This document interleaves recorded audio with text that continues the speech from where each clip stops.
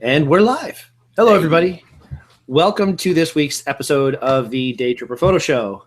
Today is, you can't tell because when there's only two people on the show, it only shows the one person. It doesn't show three people at the bottom. So you don't know this yet, but Gabriel's not on. We've got me and Phil. Phil, how's it going? It's good. A little colder here than it might be where Gabriel is, but you know. Yeah, Gabe's in Vegas. What can you do? Lucky guy. Yeah. Well, hopefully lucky. Yeah, right. Good point.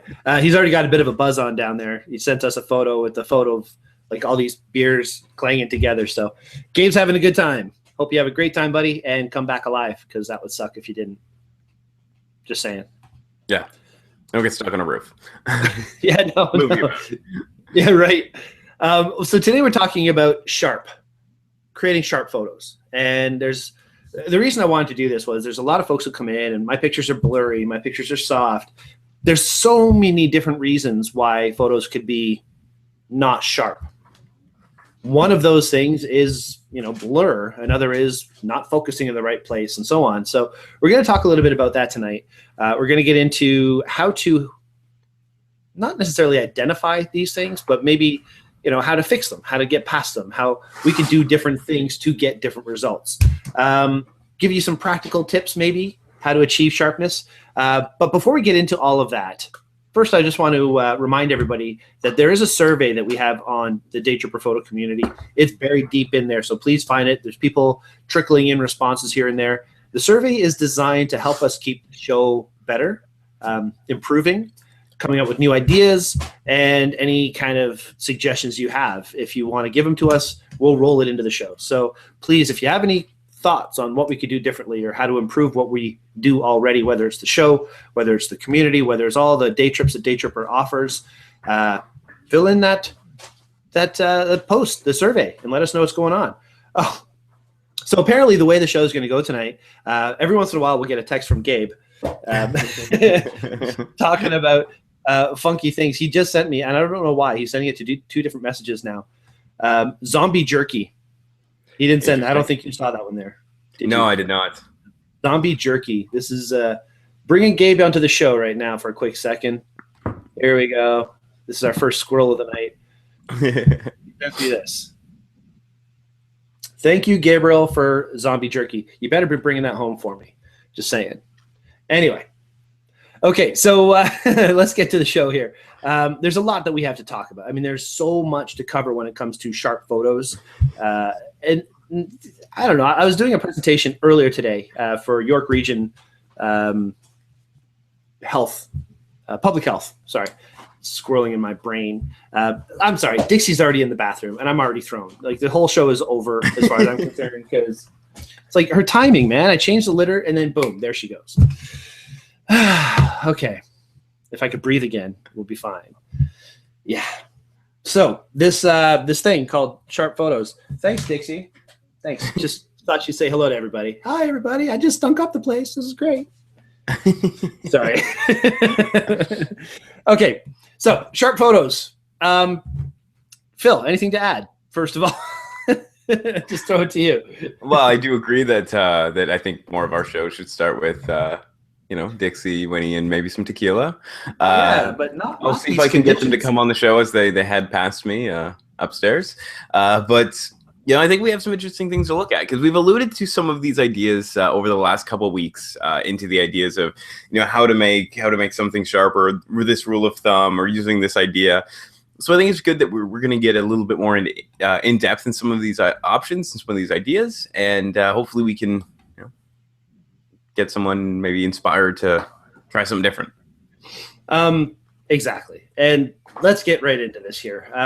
Just before we do, I want to remind everybody, if you like the show, if you think we're silly and you think that we should keep on doing what we're doing, click like on the YouTube channel, subscribe to our channel, share this with your friends, let the world know that we're having a fun show, and tell the world. Why not? We've been doing it for a while now, so let's get some people watching. And also, don't forget to join in the Q&A. There's quite a few people who've already done that. That's awesome. Jerry asks me, what is the make of the car in the invite? That was a Challenger RT. It was taken at the auto show yesterday. Ross and I went to the auto show, and we had a good time, always do. And I forgot my tripod. And I didn't bring flash. So what do you do at an auto show when you don't have stability so you can shoot deeper depths of fields or whatever? What would you do, Phil? Well, it depends. I'd either crank my ISO up and hope that my camera was, one of the new Nikons that could handle it, or I would, play around with some different ideas. I would purposely shoot as wide as possible, worry about cropping down maybe a little bit later, or try some things like you did, and just shoot really interesting pictures using techniques that you just won't really see blur because you're using blur into the idea behind your pictures. Mm-hmm. And that was my intent. As soon as I realized I didn't have my tripod, I did what you're just talking about. Okay, I brought my 50 mil. That'll be fine. I'll shoot at 1.8, open up the aperture, get more light. I didn't like that. I love a 50 mil. Everybody knows I love the 50. But just that visual when you're taking a picture of a car, that field of view that you get from a 50 millimeter, it wasn't working for me. So I brought my 10-24. And that's usually what I'll shoot. Yeah, I love it. Love it. Usually that's what I would use to shoot the wide stuff. And I brought the Schwartz, my D7100. I didn't want to bring a full frame. And I'm talking like, look at my gear. Yeah, I've got such good gear. Blah, blah, blah. No, it's not it. I brought my crop sensor camera. I brought a 50 mil. I had borrowed a 105 macro. Oh, nice. And I had my 10-24. So I thought, okay, well, I'll do detail things. The 105, I'll get different composition, shoot long or wide, do some different stuff. Didn't like that either. So I ended up trying something different. And that's where I made the photo that was on the invite. It was zoom blur, slow shutter speed.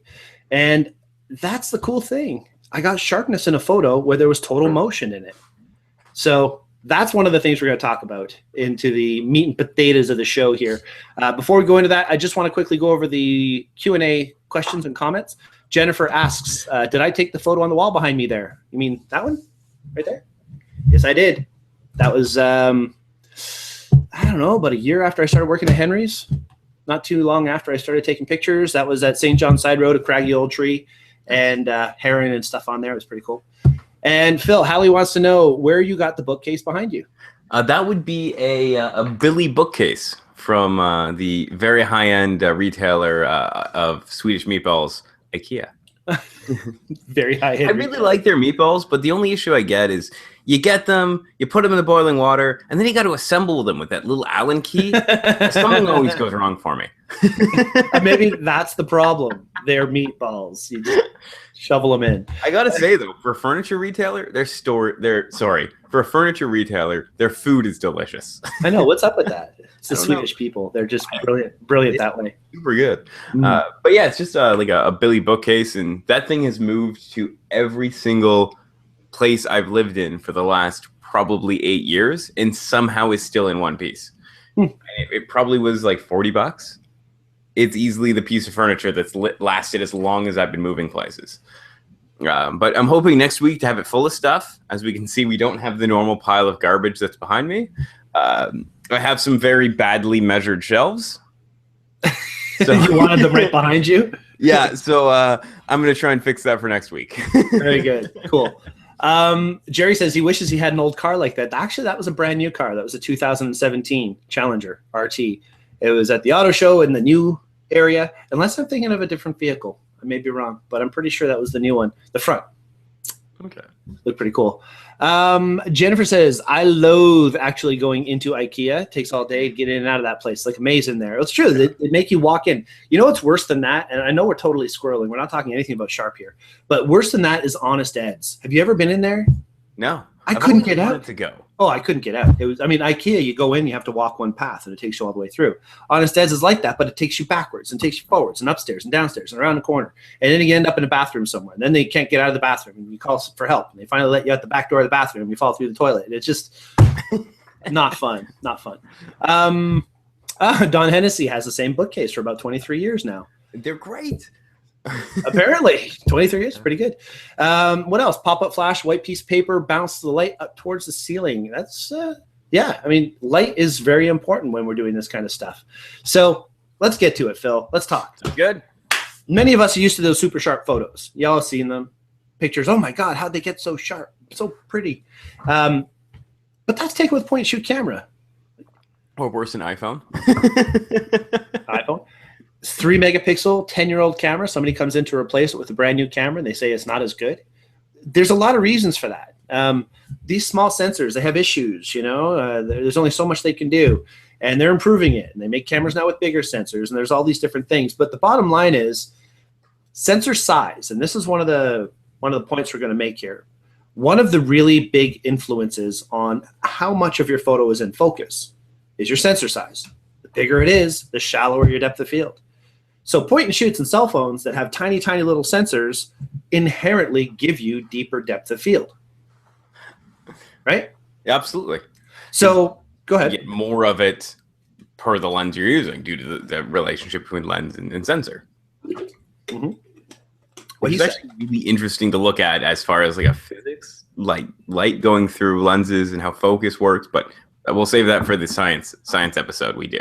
Yeah, right. Actually, there's a guy named Tony Northrup who does a very good demonstration of how sensor size influences depth of field. And I do recommend people check that out. But for now, one of the factors that goes into making a sharp photo is depth of field. Mm-hmm. And that's kind of where sensor size comes into it. So point and shoot cameras with tiny little sensors that get this depth of field across this entire range makes it very easy to focus on the microphone and the pencil and the cat litter box at the same time. So, I mean, tiny little point and shoots, you get this deep depth of field. The bigger problem is when we get these better cameras with bigger sensors, and that's when we start missing focus very easily. So now we're not talking about blur or motion blur. We're talking about just missing focus. Yeah. Instead of focusing on me, the camera here is going to focus on this. And then I will be blurry. But you see, I'm not, because there's a tiny little sensor in this thing. Yeah. So things to think about, right? Things that influence this depth of field issue. Now, Phil, if you were going to shoot something in a low light situation, like let's say volleyball or basketball, you're in low light. Inherently, I would believe you would bring a bright lens. Probably. Therefore, you would shoot wide open, f2.8, Probably. and you would just raise your ISO until the shutter speed stopped blur, motion blur. Pretty much. I would try and match whatever I was trying to shoot, the motion with the shutter speed, and hopefully get enough light in with whatever lens I had. Yeah. Right. Problem is, you focus on one person and the person behind them is blurry. Absolutely. So this is another factor of creating sharpness, getting a sharp photo, is choosing where you want your focus to be. So we're talking about depth of field. We're also talking about actual point of focus, where your point's going to go. Which is arguably, I would say, one of the most important things, especially when we get cameras that have, 31 or 51 or some huge number of focus points. Because it's not so much the number of focus points that matter. It's how you're going to use the ones that focus on your subject. Because you could have a $4,000 camera and have the camera pick a focus point that is on, let's say, for you or on me here, like on the microphone in front of me, as opposed to focusing on me. And it can be the best picture, the best composition, the best lighting. But if you don't get focus on your subject, there's nothing you can do for that picture. No, absolutely true. And one of the points we do want to make is, we're going to go into a quick tip a little bit later on and how to do a quick tip for editing and sharpening and edit. But you cannot sharpen a blurry photo. There are some techniques now in Photoshop where they have a shake reduction thing. I haven't played with it. I'm sure it's very good, and I'm sure it works in certain situations. Ross talks about a program called Picure, which is a sharpening photo which sharpens motion blur, which is a very good thing. But it's not perfect, and it only goes so far. So ideally, what we need to do is get sharpness in camera while we're shooting. Would you agree with that, Phil? Absolutely. I would say above everything else, sharpness in camera is one of the most important things. You can fix lighting after. You can argue that you can fix, distortion and depth of field after. But the one thing you can't fix is focus. That's right. But you can have fun with motion blur. Absolutely you can. As you did at the auto show. Actually, very good segue. Let's do a quick screen share here and show you what we're talking about. This is a photo, and I think this is the one that Jerry was asking about. And Jerry, if you see this, correct me if I'm not right about that. There we go. Oh, Jennifer says Hallie wants to know what non-bright lenses are called. Would those be dull lenses? No, those would be called kit lenses. No, I'm just joking. They'd be slower lenses. Yeah, just slower lenses. Yeah, generally you'd look at like a fast lens or a slower lens, and that really all comes down to how much light it can let in, and through extension, I'm assuming the shutter speed that it would let you have in that given lighting situation. There we go. Yeah. A fast lens is a term used because they usually let in lots of light, so you can have faster shutter speeds, and they also focus quickly. So this is the RT, the Challenger RT, and I think this is the shot that Jerry was talking about. This was a motion blur, so I knew I was going to have a problem with sharpness. So guess what I used, Phil? Slower shutter speed. A slower shutter speed. I shot it between 1/10 and 1/20 of a second shutter speed. I even was okay closing the aperture down a little bit, shooting at 5.6 f8. That's okay. I was going for a slow shutter speed.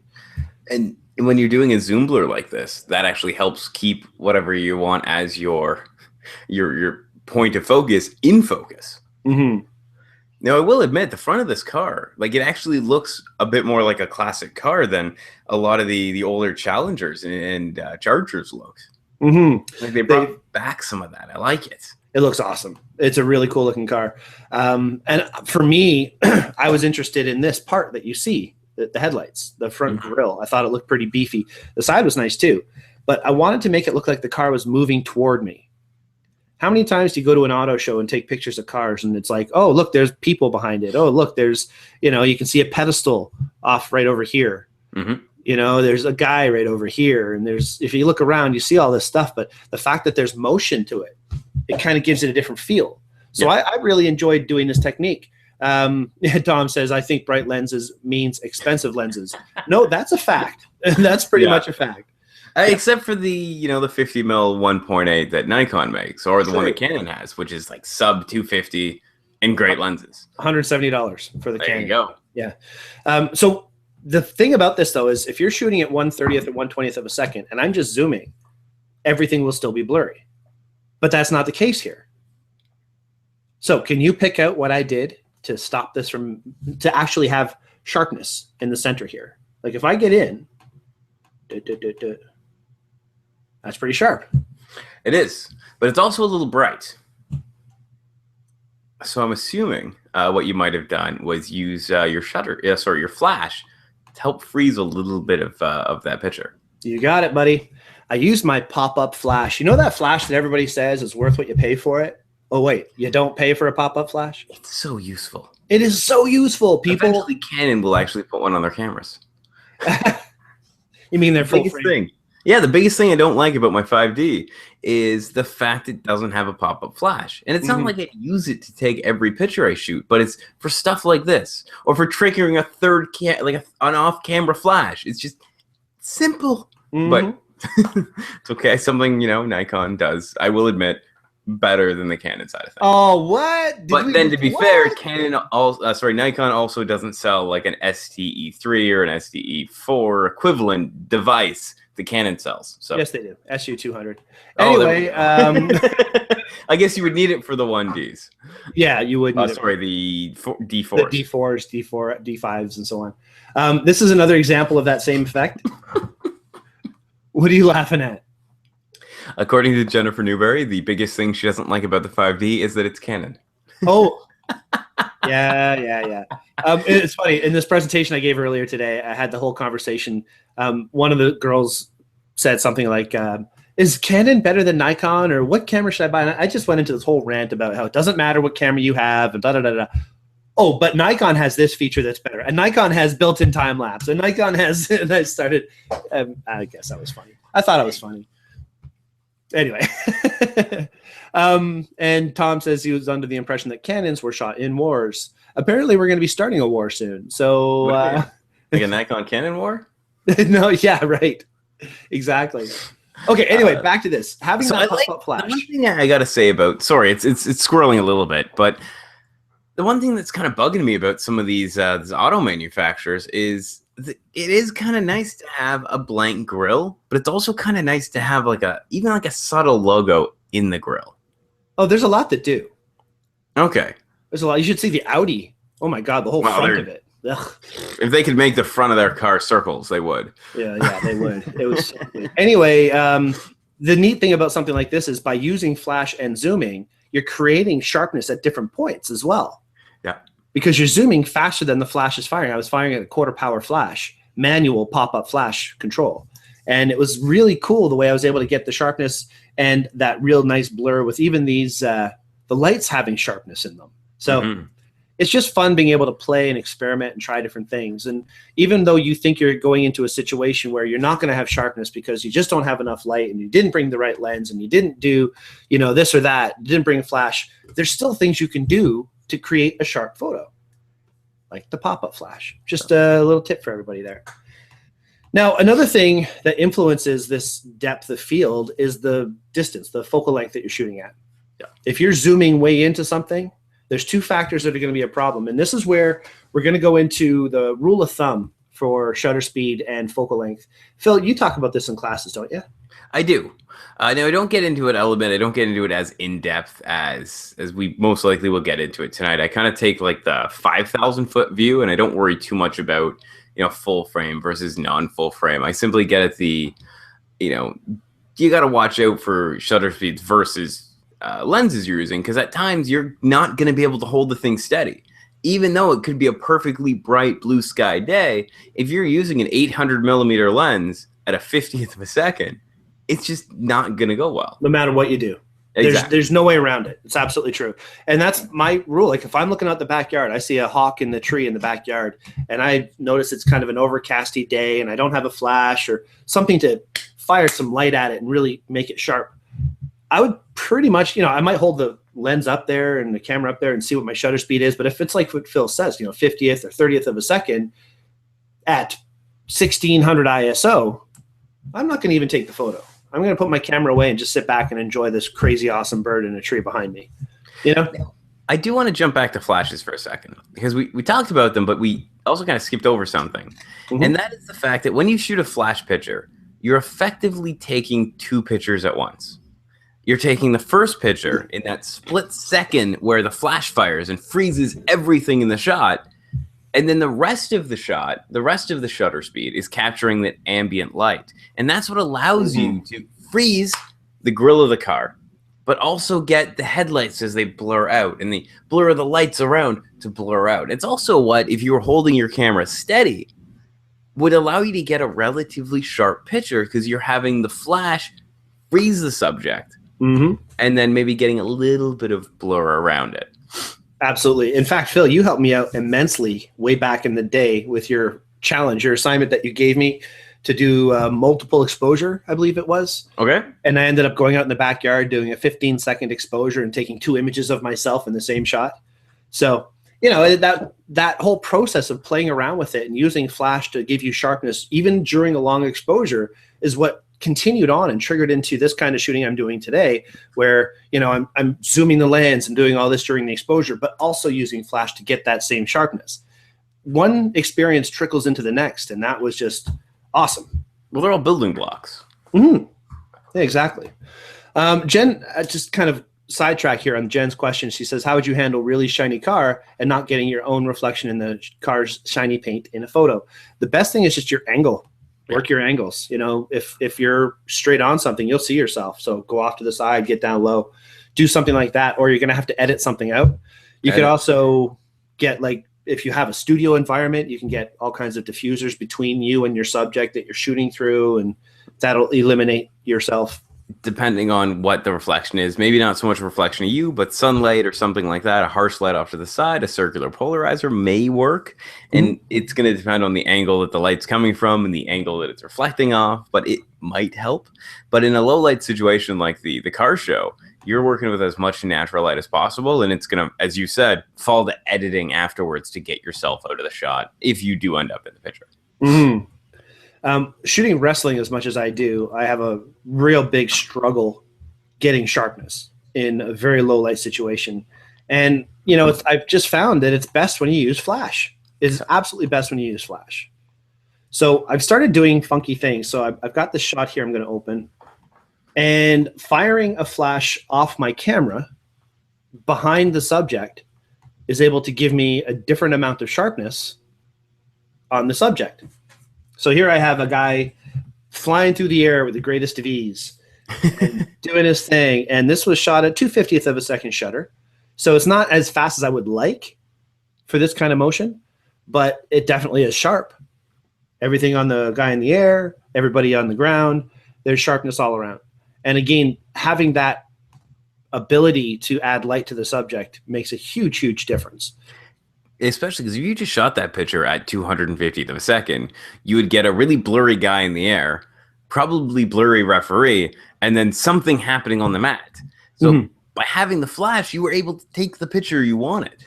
Yep, absolutely. And that's experience. And I really hope that, doing a show like this Tips and Techniques show is going to help others try these same kinds of things. So shutter speed and this relationship we didn't really get into it too much. I think we went back to flash. That's okay. If you're shooting with a 300 millimeter lens, a good rule of thumb is if you're taking a handheld photo, of something not moving, like the microphone, I'd want to have the same shutter speed as my focal length. Yeah. So if I'm shooting with a 300 mil, I want to have a 300th of a second. And Phil made the comment earlier how he's not going to get into full frame versus crop sensor and so on, because there's a difference in your effective focal length when you're using a crop sensor camera. But again, just kind of guesstimate around that range. Now, you're going to run into issues with this. You're going to run into issues where, you want to be a 300 millimeter lens at a 300th of a second, but a 300th of a second doesn't work. Round up. Always round up. You'll never have an issue rounding up. Well, you'll never have an issue with freezing handshake rounding up. Yeah, but there could still be issues, but that's a whole different issue. Them, yeah, is to round up. And the reasoning behind this is the longer your lens, the higher the millimeter of your lens, the more concentrated it is on your subject. So the more the tiny motions of your hand actually affect your shot. So if I take my camera and I'm holding it, it looks like I'm holding it super steady. But if I add a really, really big lens to the front, I don't have a really big lens right now. What is that? It's a bottle opener. And I'm holding it the same way I was holding before. The end of the bottle opener, it's shaking a lot. And so the longer your lens, the more handshake is actually going to show up in the shot. Mm-hmm. And so the faster your shutter speed, the easier it is to freeze that handshake. Now, we talk a lot about, fancy full frame cameras, but the problem with a full frame camera like this, and actually the issue I ran into when I switched from Nikon to Canon, not because I switched from Nikon to Canon, is my pictures weren't as sharp as they used to be. And part of that came down to the fact that you'll get comfortable with this relationship between lenses and shutter speed. And then if you get a new camera, especially one that's, let's say, a full magnesium alloy body that's a whole lot heavier, all of a sudden you can't handhold it as steady as you could before. Mm-hmm. So the weight of your camera, the lens you're zoomed to, is going to affect how steady you can be. And so although this is a rule of thumb, it's a good idea to practice. Take your camera, take your lens, zoom it as far as it is. Let's say it's a 300 mil lens, put it to 300, 320th of a second, try and take a picture and see if it's sharp. If it's not sharp, experiment to see how fast you need to be to make that shot sharp. And Trish asked the question, if you couldn't use flash, how would you change the settings? So, it's just like you're saying, if you're going in too far and it's getting too blurry, how would you change your settings to compensate? Same kind of answer. Raise your ISO, open your aperture, do what you have to do to let more light into the camera naturally. And in theory, that should give you faster shutter speed. So for the wrestling photo, I think is what Trish was commenting on. I could have shot it twice the ISO and I would have had twice the shutter speed almost. So that's how I would have had to compensate. And the problem with that is, excuse me, when your ISO gets that high, that's when you start getting a lot more graininess to the photo. And that's when things start to break up and it's just, yuck. But you can always fix a grainy picture. It's very hard to fix a blurry picture. The problem with fixing grainy pictures, and I'm going to use wrestling as my example again, is I'm taking pictures of people, right? Yeah. And I'm shooting at 1600 ISO with a crop sensor, general purpose, consumer DSLR, nothing professional. at 1600 ISO, you can smooth it out. You can bring it into Nik Define. You can bring it into Lightroom and use the noise reduction. You can do all these things, but it's all going to look softer. Yes. So then you got to go back in, you got to add more sharpening after the fact. And so it's a little bit of a process to do that. And sometimes it works and sometimes it really doesn't work great. But you're right. You can clean up grain easier than having a blurry photo. And part of how you hide grain is by making the picture softer, ironically enough. Yep. Now, sort of jumping here, but Tom's got a great question about flashes. Mm-hmm. And my general idea about flash is the most expensive one might not be the right one, but the cheapest one definitely isn't. So usually, and I want you to weigh in on this because I honestly have no idea what price points are out there anymore. But my general idea for a flash, whenever someone comes to me and asks me, you know, what flash they should get, I usually go with something kind of in the middle. And the reasoning behind that is the stuff on the really low ends may not have the power and flexibility to do what you want, whereas the stuff on the high ends is just going to cost you way more than it ever really should to get you something you might not ever use the full potential of. So there's nothing really wrong with going middle of the road, and there's nothing wrong with going third party anymore. There's companies out there that make some awesome third party flashes. There's one that makes a knockoff, and that's really what I'm going to call it, Canon flash, which looks identical to the 600 EXRT.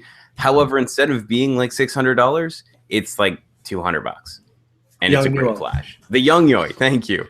I was vamping until I could figure out the name of it because I forgot it. Yeah, Yongnuo is one of those China brands where they have like 10 different companies, all made by one company out of China. And another one of those brands is, excuse me, wow, Henry's own no-name brand, I guess you could say.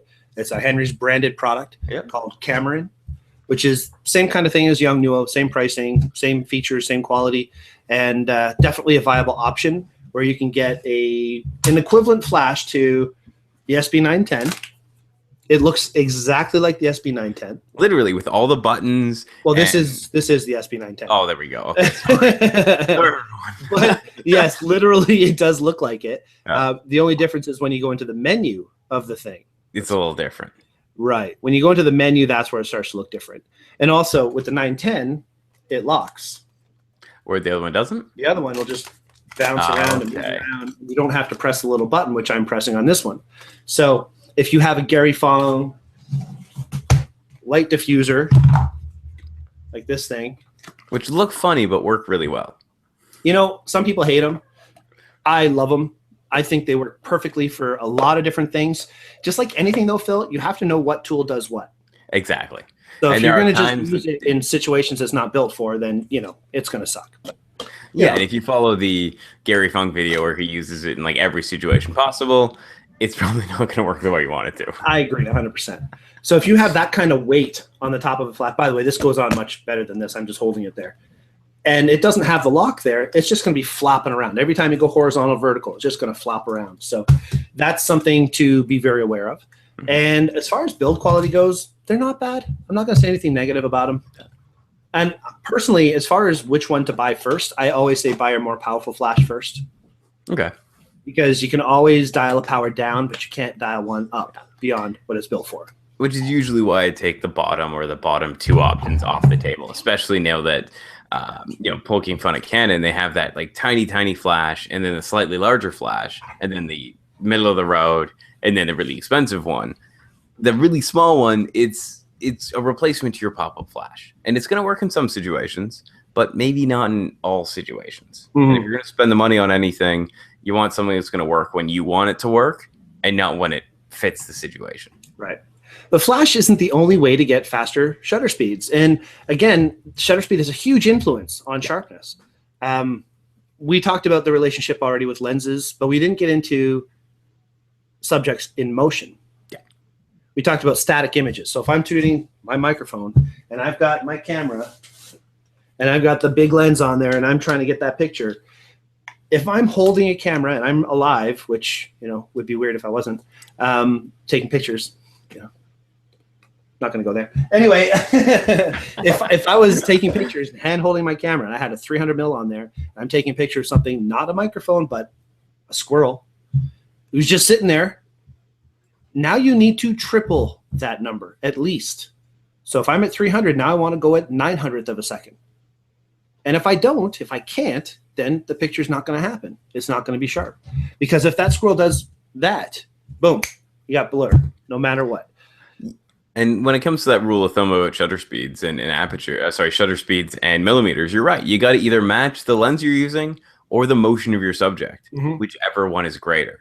So you could be shooting a rock at 300 millimeters and need to shoot at 300th of a second. And you could be shooting, as you said, a squirrel at 300 millimeters, but need to shoot at like 1,000th of a second because it's getting ready to move, or it might move, or it's ready to jump somewhere. And you got to match the motion that it might do. Right. And birds in flight usually start around 1,600th of a second. And that gets you a sharp photo for that. If I were everybody and you were curious about, what shutter speed should do what, you can always do a search on YouTube for, focal length and shutter speed comparison charts. It's pretty available out there. That's definitely something you should play around with. And I like your idea, Phil. Practice that. Just sit there and try different things. So that's something else. Also, lens quality. That has a lot to do with it. And well, I would say lens quality and maybe even lens type, because there's many different lenses out there, and a lot of the ones we're familiar with have glass in them. However, if we go back far enough, we can get into lenses that have mirrors. And if you get into a refractor lens, which I'm not 100% sure if refractor is the right name for them, they're great lenses. They're like mini telescopes, but reflector. Thank you. They're not 100% sharp, and the focus range on them is kind of from like this notch over here all the way to this notch over here, and all of that is the same focus.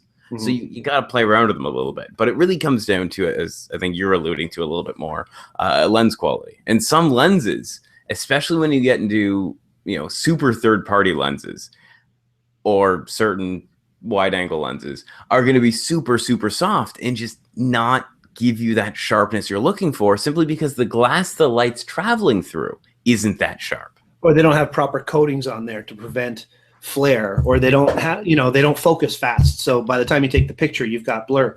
Yeah. I've got a Nikon 70-300 VR. I bought it used, and I didn't really give it a good test before I bought it, and it's never been sharp. I've just never gotten a sharp photo. I've tried all the different shutter speeds. I've tried all the different settings. Don Hennessy, he posts, don't forget to discuss whether or not to use the VR.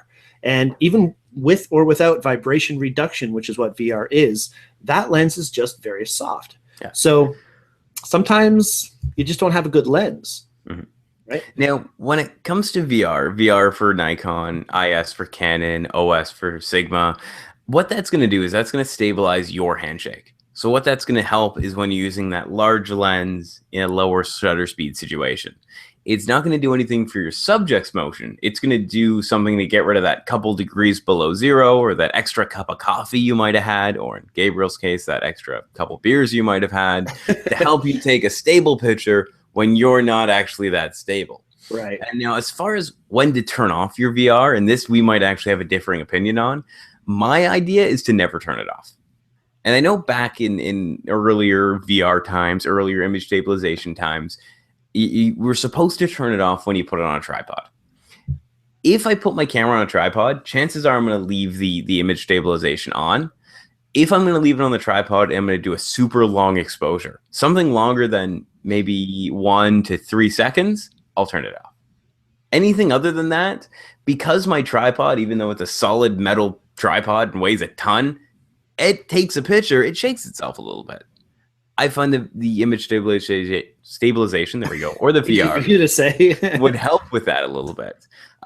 But there are times that you don't want to use it. So if I was doing like a 3-hour exposure of the stars or a 15-second exposure of light painting, I would probably turn it off.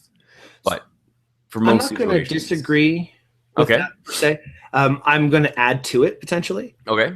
To understand what's happening when you're using the VR or OS or IS or whatever is you have little ball bearings and servo motors and springs inside your lens that are doing this continuously.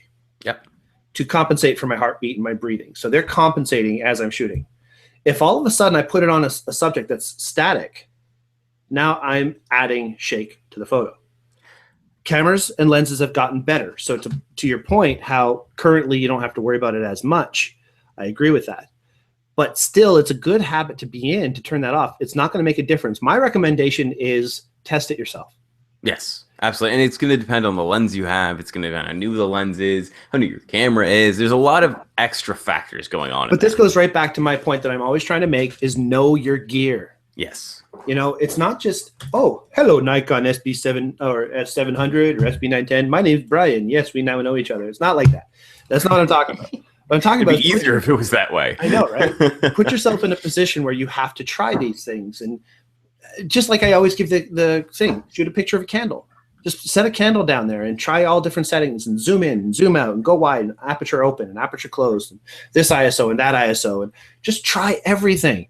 It's going to get you familiar with your equipment. It's going to help you understand how these things work. It's going to really build up a lot of experience. Now, Jen, you say you have the 70-300 VR and it's great. I agree. I've sold hundreds of 70-300 VRs. Yeah, it's a fantastic lens. The only reasons mine isn't good is because I think the guy who owned it before me probably, did handstands on it or something. I don't know.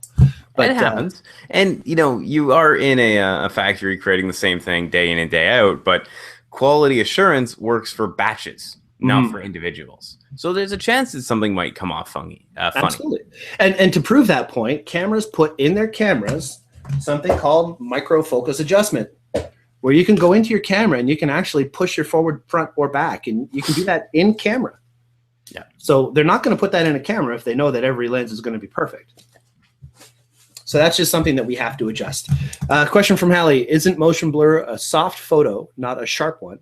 And where you can say creatively that you wanted a soft pick in order to create a specific mood.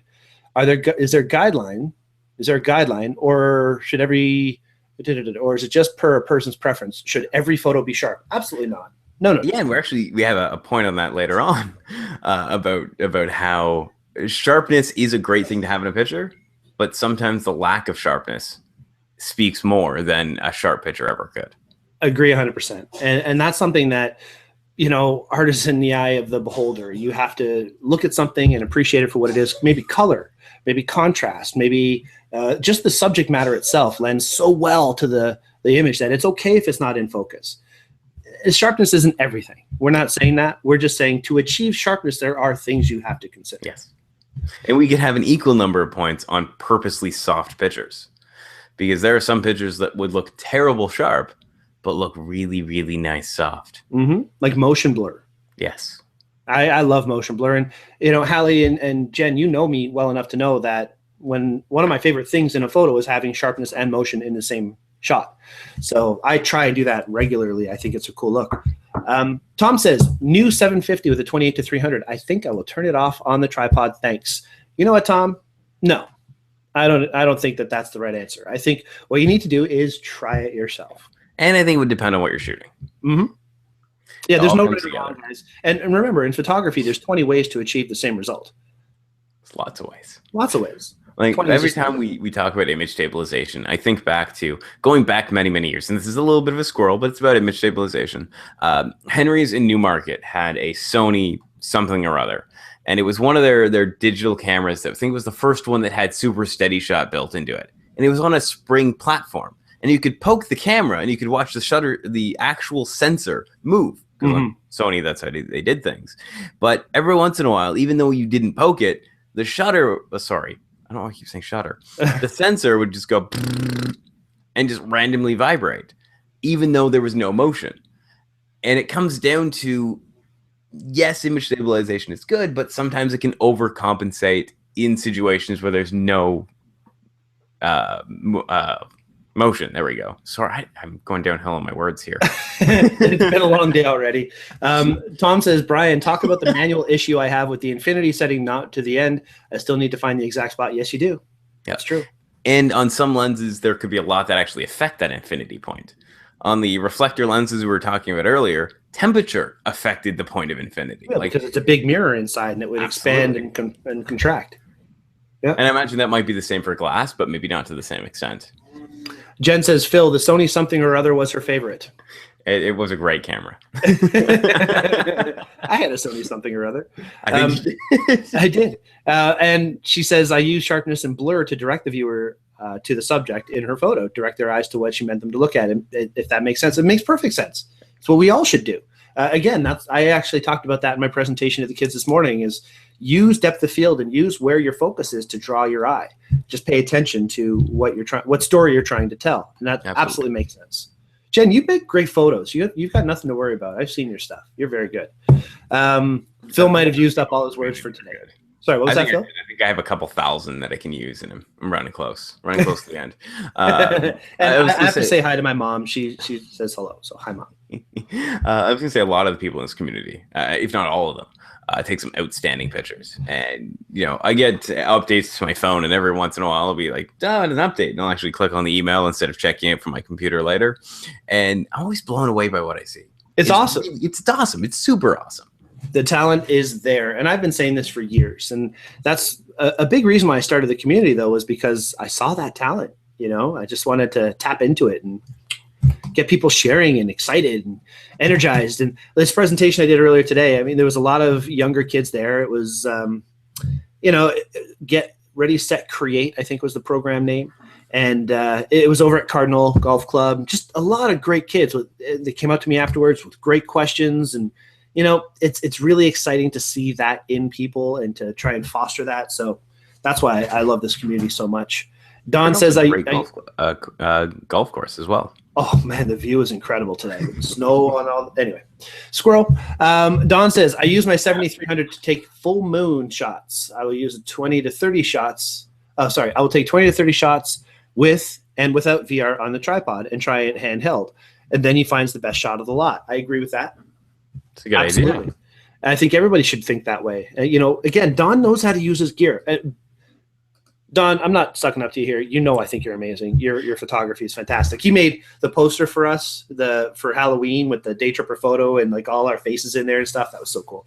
But I think somebody like yourself, where you understand gear, you understand what you're looking for from it, you'll take the time to try different things, muck around with settings, and everybody should do that.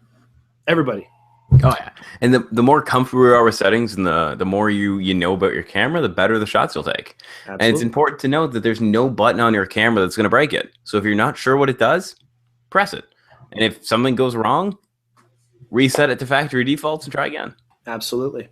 Okay, so let's get into this editing thing. Yeah. Because we all know that getting sharpness in camera is important, but sometimes you're just a little bit off, or sometimes the picture's good, or say you're shooting in RAW, and you're just not happy with the sharpness that you see as soon as you open that photo. So there's some cool things you can do, and I'm only going to show one for today. I don't know, Phil, if you have something that you want to show. But, I will have everything set up for next week. Okay, cool. I'm still in box mode. The office is the last thing I set up. You're getting settled. Yes. All good. I have a shelf. Poorly laid out shelves, but a shelf. Well, just like anything, you have to practice, Phil. Exactly. Okay. Practice putting holes in my wall. Right. I'm going to do a screen share of my Lightroom here. And of course, got to use a photo of Dixie. And I'm going to go to my develop module. And one of the cool things that Lightroom lets you do is kind of get a visual of the effect you're going to get as you do it. So if we get in close here, we see it's not that bad. Got some sharpness around the eyes. You can see this is shot at 1000 ISO. So there's a bit of grain going on. But stay there, Dixie. There you go. There's a really cool thing in Lightroom that you can do. First of all, if you have too much noise, we talked about this before, you can use your noise reduction, which is right here, and bring that up and get rid of the grain or whatever. That's not what we're talking about. If you were to look at the sharpening module, and as you can see in Lightroom, you have several different modules: tone curve, basic, HSL, split toning, detail, and so on and so forth. If you go to your detail settings and you see this masking right here, if you hold the Option key down and hit that, it kind of makes your picture go all gray. And, whoops, no, nope. I'll go there. That went super gray. That's our show notes. Where'd Lightroom go? I think Lightroom find a new shortcut to close Lightroom. So I got to say, I've learned something about Lightroom right now, and that is you can change the font of Lightroom. Yeah. I did not know you could do that. Oh, so you noticed that on mine? I did. You have Papyrus, I believe. Yeah, that's Gabriel hates that. He gets so mad at me when he sees Papyrus because everybody uses Comic Sans. Yeah, I know. That's a good point. I'm going to learn how to do it. I'm going to change mine to Comic Sans just for him. Yes, you should. If you click right here, you can go. No, okay. So that's next week. That's next week's tip. Exactly. So if I hold the Option key down again and I touch masking, can you see that? That's all. Okay. It goes to that gray screen. And of course, now my other window. What's up with all my windows disappearing? It's got to be like a rocket launch pad or something happening. There's something weird going on. Can you still see my Lightroom? Yeah. Yeah, okay, I can see it's grayed out a little bit. So as I slide masking over, it's going to make only certain parts white. Now, those parts that are white are the parts that are going to be sharpened. So if I only want to sharpen just a little bit, then I slide my masking all the way over. If I want to sharpen the entire image, I slide it all the way to the left. And anywhere in between lets me choose what's being sharpened. So say that's what I want sharpened. I release that. Then I go to my sharpening amount. And if I'm still holding the Option key down, it goes black and white. And I can really see much clearer. Here, let's zoom in here. Exactly how much the sharpening is adding to the shot when it's in black and white. See the difference that makes? That's really cool. So it's a way to get a better visual. And again, all I'm doing for this is holding the Option key down as I do this. So if you want a quick, easy way to get your sharpening up to par, hold Option key or Control, I believe that would be on a PC. Actually, I think that would be the Alt key. The Alt key? Yep, thank you. We need a PC person to tell us, but I'm pretty sure it'd be an Alt key. Yeah, well, I'm definitely not a PC person, so... And so the masking, that's where I want to sharpen, release that, and then do the sharpening on that spot. Pretty fun. It's a really cool trick. Thank you very much. Now let's see if I can find the show again. There we go. And there's my notes. Yes, we actually use notes on the show. Oh, absolutely. Also, we know we're scrolling. Yeah, exactly, right? We're way off topic now. Okay, so that was a quick little tip. Hopefully that helps out a few people. Did you know about that, Phil? I actually did not. Oh, look at that. So that's a really cool thing. I had to try it out and see how that works. Actually works pretty cool. And you can use the Option key for highlights. You can use it for shadows. You can use it for a lot of other things as well. You just hold that Option key down and it gives you a totally different look and gives you a better idea of what's going on. Okay. All right, so that's pretty much it for us tonight. If there's any questions still remaining by people who are watching, please go right ahead and put them in the Q&A. We'll answer them before we say goodnight. But we want to remind everybody that the photo challenge is sharp currently. So we have this week and we have next week. And then after that, we're doing our photo review. And the challenge for sharp can be anything. Now, here's the show tonight is how to achieve sharpness. The challenge isn't give me a sharp photo. The challenge is sharp. So interpret it as you will. The first thing I think of when I think of sharp is ZZ Top. Sharp dressed man. You got it, man. Get some dude with a beard, get something like that. There's a sharp dressed man. That's sharp. Thank you, Don, for watching. That's awesome. So seriously, think of something outside the box, guys. Submit your photos for sharp. Yeah. And I can't wait to see what you get. It could be cheese. Oh yeah, nice sharp cheddar. A big grilled cheese going on. Yep. So what would you think of for sharp? Something different. Well, I got an idea, but I think I'll save it for photo challenge. I'll actually submit a picture for this. Very good. Well, I'll post a picture. I won't submit. I'll post a picture. We kind of bumped over it, and I don't want to take too much time up. I do want to jump back to the idea, but one of the ways to help achieve sharpness is to adjust how you use your camera's focus points. And we talked very briefly about how many focus points your camera has, and it's a bit of an argument about how many you should use or what ones you should use, but it's important that you work to choose your own focus point instead of letting the camera choose it for you. If you choose the focus point, you choose where your focus is. If the camera chooses it, let's say it uses auto point selection on 51 focus points, it's going to focus on the closest thing to you. The closest, most contrasty thing. Exactly. And the camera's been programmed to think that's your subject. And in some cases, that's your subject. However, when you're trying to be creative, probably not. So practice with that. And if you're not sure how to select your focus point or what different focus points mean, get in touch with Bryan or myself, or in 4 or 5 days, Gabriel. Yeah. And, we can help you out there. And if, you got a Nikon, you got questions, both of us can answer. However, Bryan has the Nikon stuff, and I got the Canon stuff. And so if you have questions on setting a focus point, or why is there 2 single points on my Canon, I'd be more than happy to help you out with that. Yep, absolutely. Great advice, Phil. And I think everybody should take us up on that. That's what the community is for. Absolutely. Post it to the community, email us directly. Phil, how can people email you?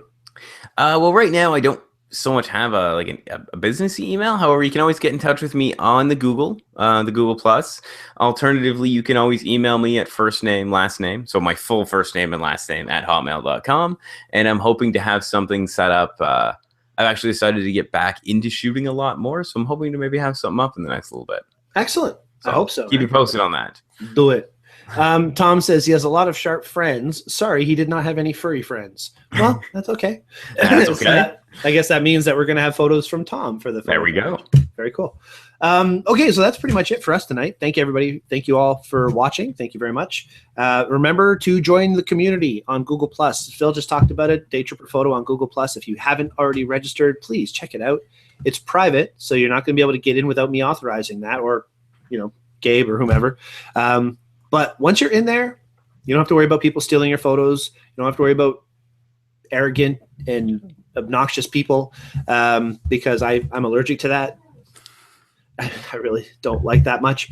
So yeah, definitely check it out. And remember, click like on our show here if you're watching us on YouTube after the fact, and subscribe and share and all that cool, fun stuff. My mom says, good night, great show. Thanks, Mom. It's very nice. Tom says, thanks, great evening. I did learn. Excellent. That's always good. That's what we want to hear.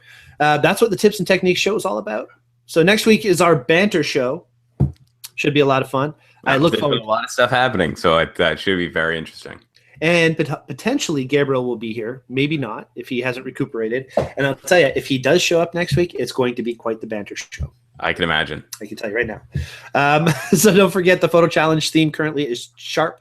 Get out there and make some photos. And Phil, why don't you read the quote for the night? Okay, so the quote for this evening is by Albert Einstein. Possibly not actually by him, but according to the internet, by Albert Einstein. And that is, 2 things are infinite: the universe and human stupidity. And I'm not sure about the universe. Yep. All right. So yeah, that's it. Thanks everybody for watching. We'll see y'all next week. Sounds good. Have a good evening.